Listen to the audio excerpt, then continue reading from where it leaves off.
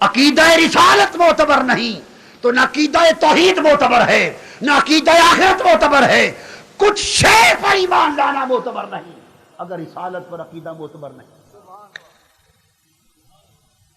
بات سمجھے ہے نا؟ تو سمجھانا چاہتا ہوں، اس نقطے کو سمجھو، نبوت اور رسالت کی شان میں اگر عقیدہ تھوڑا سا ہل گیا سب کچھ برباد گیا، اور اگر یہ عقیدہ درست ہو گیا تو ایمان کی ساری شاخیں قبول ہو گئی۔ لہذا مومن یعنی کافر بھی اسی نقطے سے بھٹکنے سے ہوئے، مشرک بھی یہیں سے ہوئے، کافر بھی اسی نقطے سے بھٹکے تو ہو گئے کافر، اسی نقطے سے بھٹکے تو مشرک ہو گئے، اسی نقطے سے بھٹکے منافق ہو گئے، اسی نقطے کو سمجھے تو مومن ہو گئے۔ سارے طبقے کافر، مشرک، منافق، مومن اسی دائرے کے ارد گرد گھومتے رہے۔ یہ بڑی اہم بات ہے، اس کو یاد بھی رکھ لیں اور زندگی بھر اپنے پلے میں باندھے رکھیں۔ بڑی اہم بات جو بتا رہا ہوں۔ کتنے طبقے ہوئے؟ کافر، بولیے، مشرک، منافق اور مومن، چار۔ کافر، مشرک، منافق اور مومن، چار طبقے۔ آئیے اب قرآن مجید کے حوالے سے اور اس کا نچوڑ عرض کریں۔ رسالت و نبوت کی شان میں وہی فضیلت اور وہی مثلیت، اسی تعلق کو جو نہ سمجھے وہ بہک گئے، جو سمجھ گئے وہ مومن ہو گئے۔ کافر کیسے ہوئے؟ بڑی اہم بات، وہ لوگ، ہر نبی اور ہر رسول زمانے میں لوگوں کے سامنے آئے، جن لوگوں نے ہر نبی میں کی ذات میں فضیلت بھی تھی اور بولیے مثلیت بھی تھی، ساری تقسیم اسی پر ہے، فضیلت بھی تھی اور مثلیت بھی تھی۔ دہرا لیں، یعنی فضیلت سب سے اونچا ہونا، مثلیت ایک جیسا لگنا، دونوں شانیں تھی۔ کافر کون ہوئے؟ جنہوں نے نبی کی فضیلت کا انکار کر دیا اور فقط مثلیت کا اقرار کیا، وہ کافر ہو گئے۔ جنہوں نے نبی کی فضیلت کا کلی، بولیے، کلی انکار کر دیا اور صرف مثلیت کا اقرار کیا، وہ کافر ہو گئے۔ قرآن مجید میں ہے، جب انبیاء علیہ السلام آتے تو جو کافر ہو گئے وہ کہتے، لوگوں اس پر ایمان نہ لانا، یہ تو اور کچھ بھی نہیں ہے، بس تمہارے جیسا بشر ہی ہے۔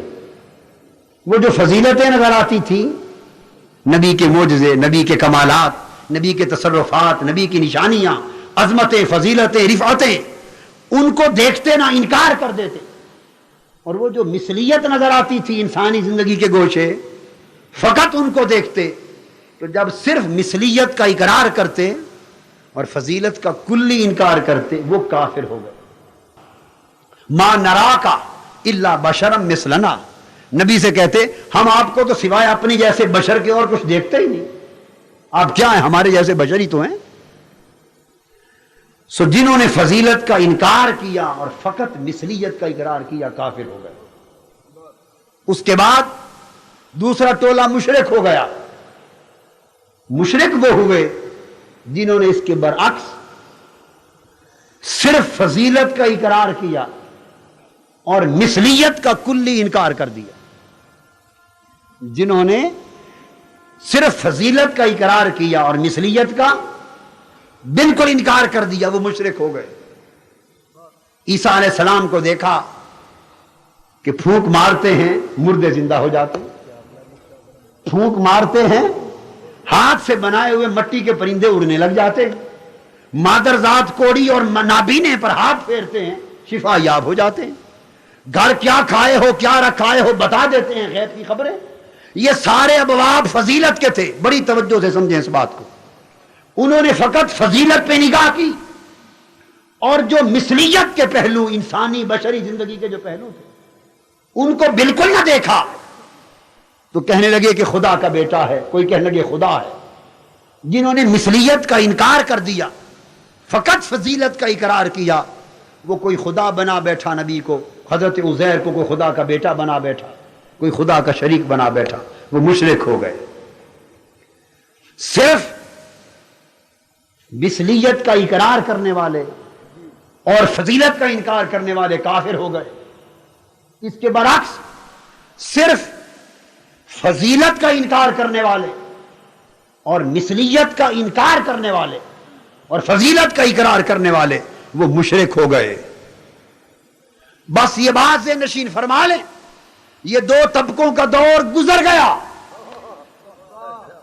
جب حضور علیہ الصلوۃ والسلام تشریف لے آئے، جنہوں نے آقا پر کلمہ پڑھ لیا، اب آقا کی امت میں قیامت تک کوئی طبقہ اور کوئی پورا کا پورا گروہ اور کوئی طبقہ بحیثیت طبقہ کے اب نہ کافر ہو سکتا ہے نہ مشرک ہو سکتا ہے.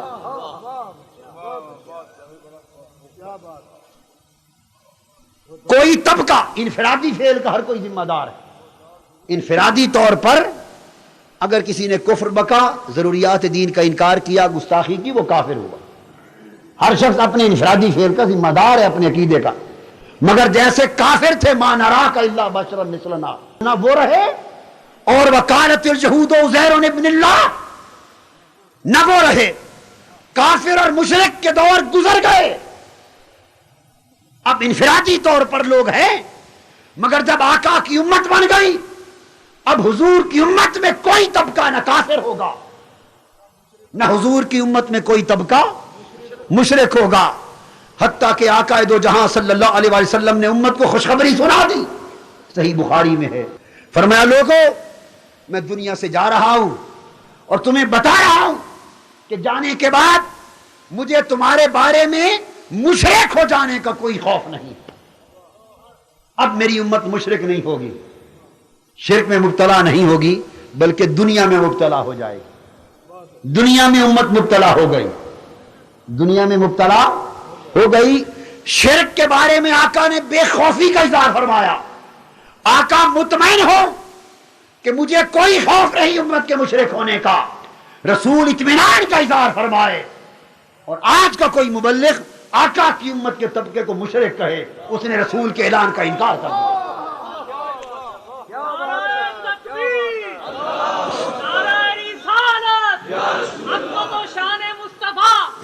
جس امت کے بارے میں آقا نے قیامت تک کے لیے شرک سے بے خوفی کا اعلان فرما دیا کہ مجھے تمہارے دوبارہ شرک میں مبتلا ہونے کا خوف نہیں، اس امت کے کسی طبقے کو مشرک کہنا آقا کے اعلان کے خلاف بغاوت کرنا.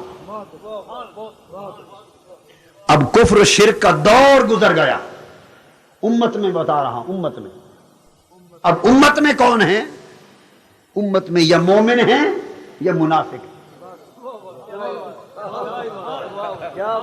یا مومن ہیں یا اب وہ کون ہیں یہ فرق سمجھ لیں. منافق کی بات اب ایک ترتیب سے میں دہرا دیتا ہوں تاکہ بات یاد رہے. کافر کون تھے؟ جنہوں نے فضیلت کا بالکل انکار کر دیا تھا اور مثلیت کا صرف اقرار کیا تھا. پھر مشرک کون ہوئے؟ جنہوں نے صرف فضیلت کا اقرار کیا اور مثلیت کا بالکل انکار کر دیا، مشرک ہو گئے. اب منافق کون ہے؟ اس امت میں جو منافق، جس کے اعتقاد میں نفاق ہے، جو حالت منافقت میں ہے. منافق وہ ہے کہ نہ منافق نہ مومن امت میں اب نہ کوئی کلی فضیلت کا انکاری ہے نہ کوئی کلی مثلیت کا انکاری ہے. اس لیے کافر و مشرک نہیں، نہ کوئی بالکل فضیلت کا انکار کرنے والا نہ کوئی بالکل مثلیت کا انکار کرنے والا. اب فرق کیا ہے؟ منافق وہ ہے کہ جو فضیلت کا صرف اقرار کرے. پہلے کافر کے مشرک کے لیے کہا تھا جو صرف فضیلت کا اقرار کرے. لفظ صرف میں نے فضیلت سے پہلے لگایا تھا، اب لفظ صرف فضیلت کے بعد لگا رہا ہوں، اقرار سے پہلے. اب منافق وہ ہے جو فضیلت کا صرف اقرار کرے، فقط اقرار کرے کہ میں انکار تو نہیں کرتا، میں بھی مانتا ہوں، ہم بھی مانتے ہیں، فضیلت کو مانتے ہیں. منافق وہ ہے جو فضیلت کا صرف اقرار کرے اور مثلیت پر سارا اصرار کرے. آپ سمجھے؟ ہاں، جو فضیلت کا صرف اقرار کرے اور مثلیت پر سارا. جب فضیلت کی باتیں بتائی جائیں کہیں ہم تو انکاری نہیں، ہم فضیلت بھی مانتے، معراج بھی مانتے، معجزے بھی مانتے ہیں، شفا بھی مانتے ہیں، ساری فضیلتیں بیان کرتے جاؤ تو جواب میں کہے میں تو اقرار کرتا ہوں، مانتا ہوں، ہم تو انکاری نہیں. تو فضیلت کا صرف اقرار کرے بس، مگر جب تقریر کرے زور سارا مثلیت پر دے، خطاب میں اصرار سارا مثلیت پر ہو، عمر ساری لگائے پڑھنے پڑھانے درس اور واعظ میں، دلیلیں نکال نکال کے لائے مثلیت ثابت کرنے کے لیے، زور اور اصرار سارا مثلیت پر رکھے، اور فضیلت کی بات آئے تو صرف اقرار کرے. تو دوستو، جس کا زور بیان اور اصرار مثلیت پر رہے اور فضیلت کا صرف اقرار رکھے، جان لو وہ منافق ہے. اور مومن کی پہچان یہ ہے کہ جو مثلیت کا صرف اقرار کرے، مثلیت کا صرف اقرار کرے، زور اور اصرار سارا فضیلت پر کرے.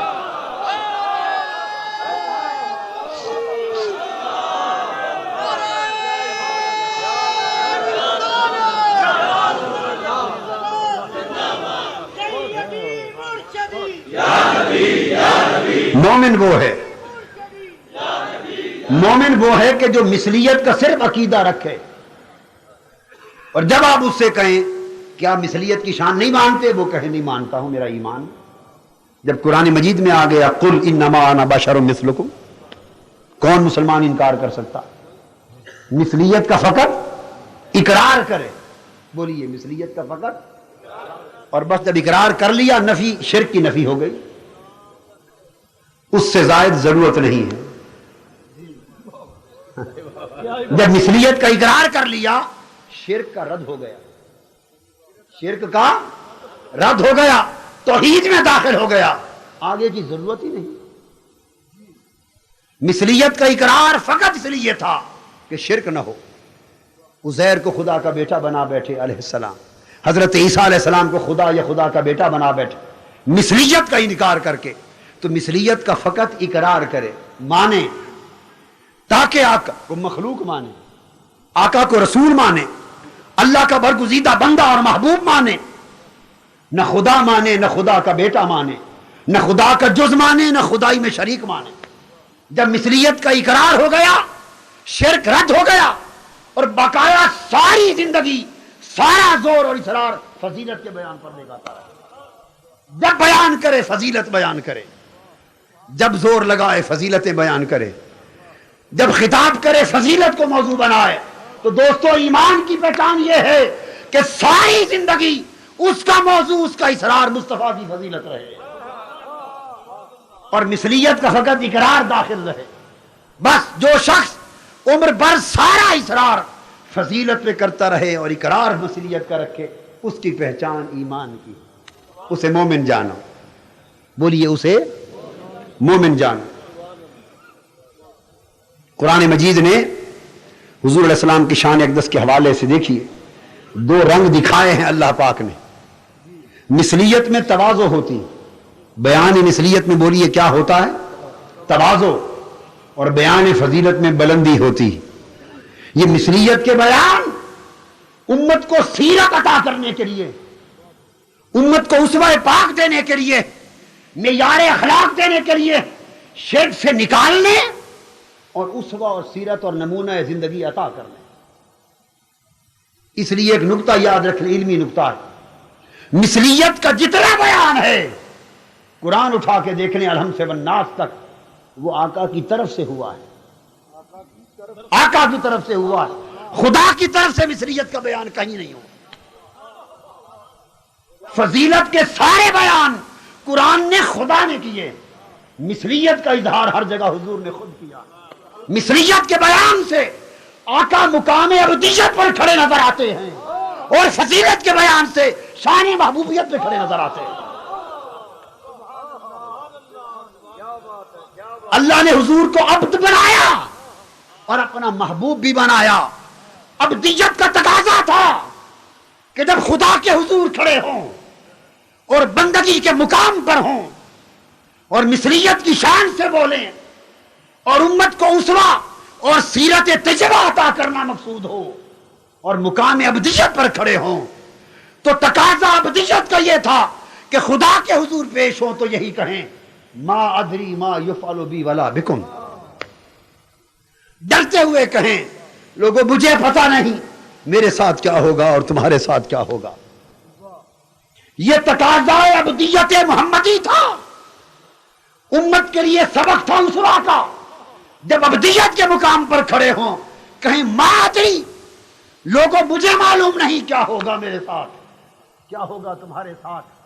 جب خدا حضور کو مقام محبوبیت پر کھڑا کرے، ابدیت سے کی زبان سے حضور بولے ما ادری کہیں، اور محبوبیت کے مقام پر جب رب بولے کہے وَلَا سَوْفَ يُعْطِيكَ رَبُّكَ فَتَرْضَىٰ، محبوب خدا کی کہے مجھے اپنی عزت کی قسم قیامت کے دن تیرا تخت میرے تخت کے ساتھ ہوگا۔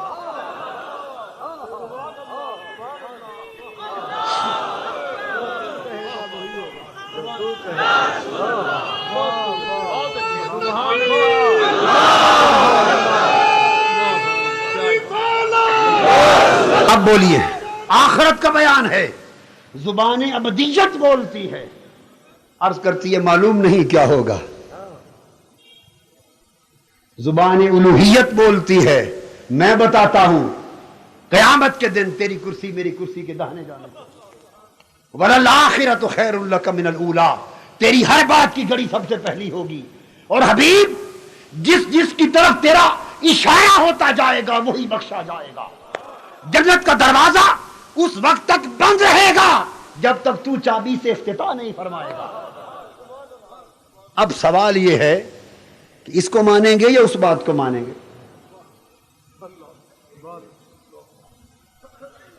کس کو مانیں گے؟ اس پر ایمان رکھیں گے کہ فرمایا مجھے پتہ نہیں کیا ہوگا؟ آپ کو یہ سمجھ آ گئی کہ پتہ نہیں کیا ہوگا، تو خود رب جو بتا رہا ہے کہ محبوب تیری شفاعت پہ ساروں کا گزارا ہوگا،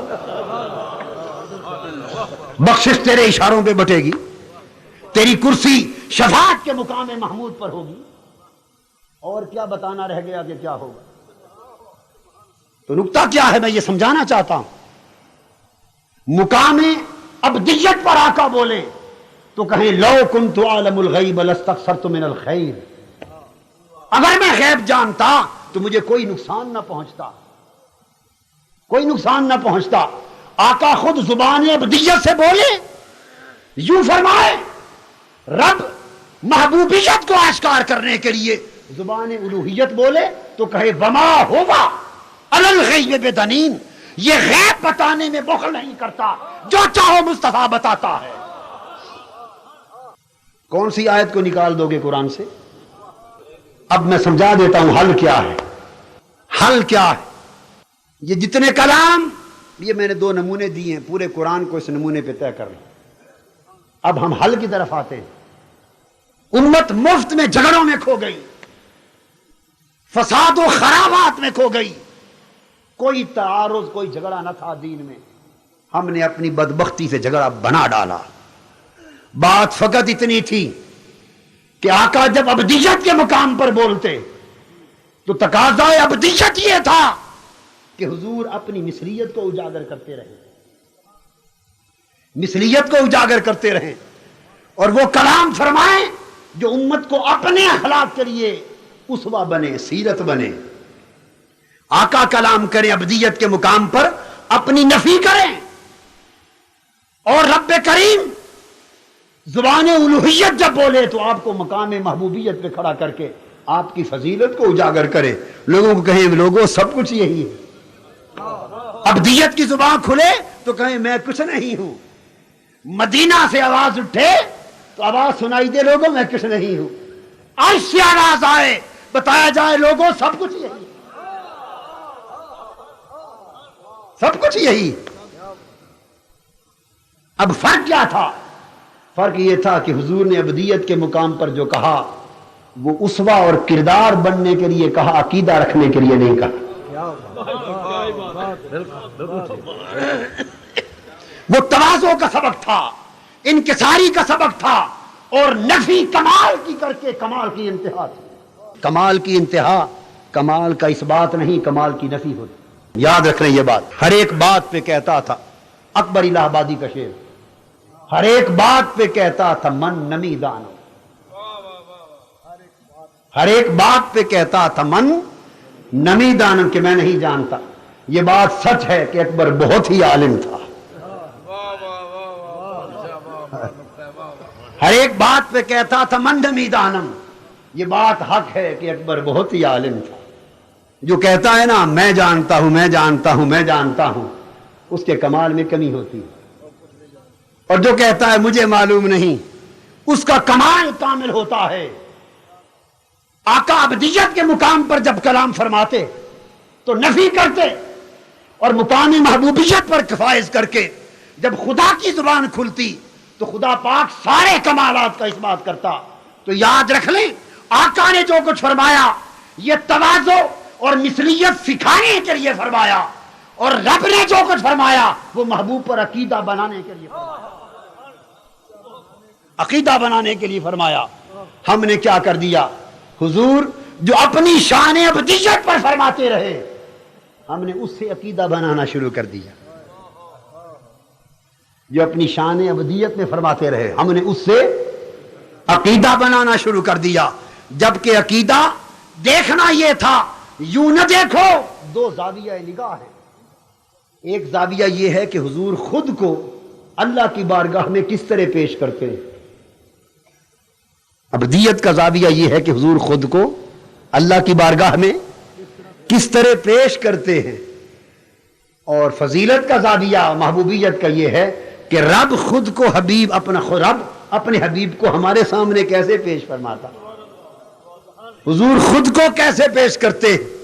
دوسرا زاویہ یہ ہے خدا خود حبیب کو کیسے دکھاتا ہے۔ حضور کا حق ہے وہ ابدیت میں، نفی کمال میں، تقاضا مثلیت میں، خدا کے حضور تواضع میں، انکساری میں، زہد میں، جس طرح چاہیں خدا کے حضور پیش کریں۔ وہ آقا کا حق تھا، امت تیرا حق نہ تھا۔ وہ آقا کا حق تھا، خود کو جیسے چاہیں اپنے مولا کے حضور پیش کریں، مگر اے امتی وہ تیرا حق نہیں۔ تیرا حق کیا ہے؟ دیکھ رب حبیب کو کیسے پیش فرماتا، رب حبیب کو کیسے پیش فرماتا ہے۔ رب کا پیش فرمانا یہ ہے جدھر آقا چلتے ہیں خدا گلیوں کی قسمیں کھاتا ہے۔ سراج منیر کہتا ہے فضیلتیں عطا کرتا ہے، منصب دیتا ہے، من یطع الرسول فقد اطاع اللہ، حبیب جو تیرا حکم مانے اس نے میرا حکم مانا۔ قل ان کنتم تحبون اللہ فاتبعونی یحببکم اللہ، جو تیری غلامی کا پٹا گلے میں ڈالے وہ میرا محب اور محبوب بن گیا۔ محبوب لا تقدموا بین یدی اللہ ورسولہ، اللہ اور اللہ کے رسول سے آگے بڑھا نہ کرو، یعنی جو رسول کے عمل پر پہل کی کوشش کرے وہ رسول کا بے ادب نہیں، خدا کا بے ادب، اور جو رسول کا ادب کرے وہ خدا کا ادب کرتا ہے۔ ان الذین یبایعونک انما یبایعون اللہ، جو رسول کے ہاتھ پر بیعت کرتا ہے وہ رسول کے ہاتھ پر نہیں خدا کے ہاتھ پر بیعت کرتا ہے۔ واللہ ورسولہ احق ان یرضوہ، اللہ اور اس کا رسول حقدار ہیں کہ اسے راضی کیا جائے۔ ذاتیں دو ہیں مگر ضمیر واحد کی ہے، یرضوہ، اسے راضی کیا جائے۔ باری تعالیٰ بات تو تیرے اور تیرے حبیب کی دو کی ہے، تو کہنا چاہیے تھا یرضوہما، حقدار ہے کہ ان دونوں کو راضی کیا جائے۔ اپنی اور اپنے حبیب کی دو کی بات کی اور فرمایا یرضوہ، حقدار ہیں کہ اسے راضی کیا جائے۔ دو کی بات ہو تو انہیں کہتے ہیں، اسے نہیں کہتے۔ تو دو کی بات ہے، واحد کی ضمیر کیوں استعمال کی؟ فرمایا اس لیے کہ مثلیت سے مغالطہ کھا جانے والوں، میرے حبیب کا مقام اس کی زبان ابدیت سے نہ سمجھو، میرے حبیب کا مقام میری زبان الوہیت سے سمجھو۔ میں کیسے بتا رہا ہوں؟ میرا فرمان یہ ہے، میں نے اس لیے کہا کہ اسے راضی کریں کہ میری رضا کو تلاش کرنے والوں، مجھے میری عزت کی قسم میری رضا کہیں نہیں ہے، مصطفیٰ کی رضا میں ہے۔ میرے حبیب کو راضی کر لو، میں راضی ہو گیا۔ میری اطاعت کہیں اور نہیں ہے، مصطفیٰ کی اطاعت کی نام ہی میرا اطاعت ہے، حبیب کی محبت کا نام ہی میری محبت ہے، حبیب کی فرما برداری کا نام میری فرما برداری ہے، مصطفیٰ کی بیعت میری بیعت ہے، مصطفیٰ کا قرب میرا قرب ہے، مصطفیٰ سے دوری میری دوری ہے، مصطفیٰ کی حرمت میری حرمت ہے، مصطفیٰ کی معصیت میری معصیت ہے، من یعص اللہ ورسولہ یتعدی حدودہ، مصطفیٰ کی قربت میری قربت ہے، مصطفیٰ کا ہو جانا میرا ہو جانا ہے۔ جو مجھے پانا چاہتے ہیں سن لیں کہ میں کہیں پایا نہیں جاتا، جو مجھے پانا چاہتے ہیں میں کہیں پایا نہیں جاتا، مجھے پانے کی آرزو کرنے والوں میرے مصطفیٰ کو پالو، میں خود بخود مل جاؤں گا۔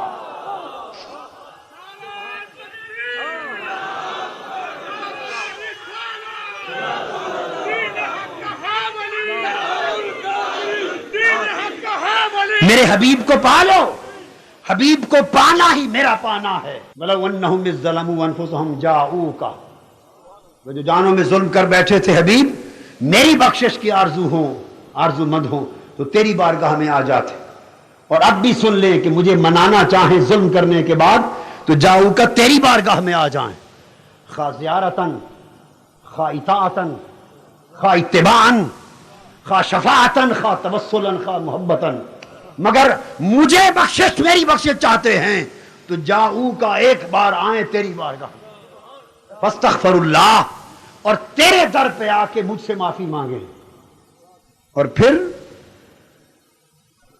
اس پر فیصلہ نہیں ہوگا، اللہ سے معافی مانگنے پر فیصلہ نہیں ہوگا، فیصلہ کس پر ہوگا؟ مصطفیٰ کی سفارش پر، واستغفر لهم الرسول، اور رسول بھی اس کی سفارش میں میٹھے بول بول دے، اور پھر کیا ہوگا؟ اگر حضور سفارش فرما دیں، دو پیارے پیارے لب ہلا کے دو بول بول دے کہ مولا بس اب جانے دے، معاف کر دے، چھوڑ دے، حبیب کے اتنے لب ہل جائیں تو کیا ہوگا؟ میں نے کہا میں خود کہیں نہیں پایا جاتا، حبیب کو پانا ہی میرا پانا۔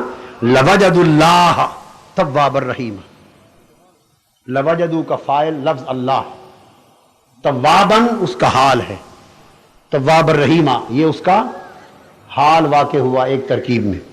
فرمایا لوگ میرے حبیب کی بارگاہ میں آ جائیں اور اللہ سے مجھ سے معافی مانگیں، اور اگر محبوب آپ ان کی شفاعت کر دیں، جہاں کھڑے تھے تیری جالی کے سامنے، مواج شریف کے سامنے، گنبد خضرا کے سائے کے تلے، محبوب جب تک تو مجھ سے معافی مانگتے رہے میں چھپا رہا،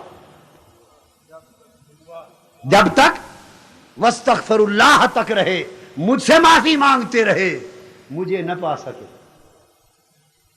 واستغفر لهم الرسول، جب تو نے شفاعت کر دی میرے حبیب، جب تو نے شفاعت فرما دی، لوجد اللہ، مجھے اپنی عزت کی قسم وہ یقیناً خدا کو پا لیں گے، لوجد اللہ، وہ وہیں اللہ کو پا لیں گے، کس حال میں؟ توابا رحیمہ، قبولیت توبہ رحمتیں بانٹ رہا ہوگا۔ لے جاؤ میرے بندو، میرے حبیب نے شفاعت کر دی ہے، تمہاری توبہ بھی قبول، رحمت کی خیرات بھی لے جاؤ۔ حبیب آپ کی شفاعت کی دیر ہے، لوجد اللہ، یہی تیرے روضے کی جالی پر کھڑے مجھ کو پا لیں گے۔ عرض یہ کرنا چاہتا ہوں کہ مقام ابدیت پر میرے محبوب جو کہیں وہ ان کا حق ہے، وہ مثلیت کی صورت میں اپنی سیرت کا اسوہ دیتے اور ابدیت کے مقام پر خدا کے حضور خود کو پیش کرتے، اسے اپنے اخلاق اور کردار کے لیے اسوہ بناؤ، اس کلام کو عقیدہ نہ بناؤ، اور عقیدہ کب بنے؟ میری زبان کو دیکھو کہ میں حبیب کو کیسے پیش فرماتا ہوں۔ تو دوستو، جن لوگوں کی نگاہ اسرار مثلیت پر ہوا، فضیلت کا خالی اقرار ہوا، وہ منافق ہو گئے، اور جنہوں نے مثلیت کا فقط اقرار کیا اور اسرار سارا فضیلت پر کیا، وہ مومن ہو گئے۔